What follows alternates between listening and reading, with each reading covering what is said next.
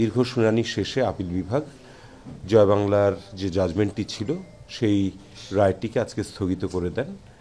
ফলে এখন থেকে জয় বাংলা আর আমাদেরকে বাধ্যতামূলকভাবে উচ্চারণ করতে হবে না। রাষ্ট্রের আপত্তির জায়গাটি কোথায় ছিল জয় বাংলা? প্রথম আপত্তির যে বিষয়টি সেটি হচ্ছে যে এটি সম্পূর্ণভাবে একটি পলিসিগত নীতিগত বিষয়, সিদ্ধান্ত যেটি নিবে পার্লামেন্ট অথবা যেটি নিবে সরকার, মন্ত্রিপরিষদ হোক, সরকার হোক, এবং একটি দেশের জাতীয় কোনো কিছুকে ঘোষণা করার আগে একটা পপুলার ম্যান্ডেট অর্থাৎ জনগণের কাছ থেকেও এটা শোনার প্রয়োজন রয়েছে।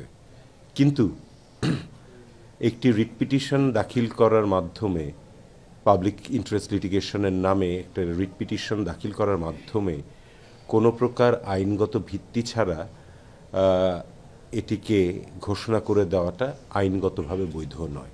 এটি ছিল হচ্ছে আমাদের মূল প্রতিপাদ্য বিষয়।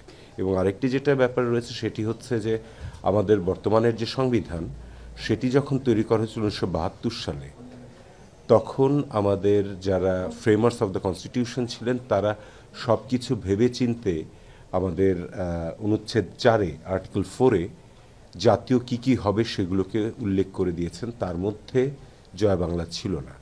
এবং পরবর্তীতে আর্টিকেল 7-এর ক দিয়ে এই বিষয়ে কেউ কোনো প্রশ্ন করতে পারবে না, 7-এর খ দিয়ে কেউ কোনো প্রশ্ন করতে পারবে না, কেউ এটাকে পরিবর্তন করতে পারবে না, এখানে কেউ কোনো কিছু নতুন করে অন্তর্ভুক্ত করতে পারবে না, এরকমও সিদ্ধান্ত দিয়েছিলেন।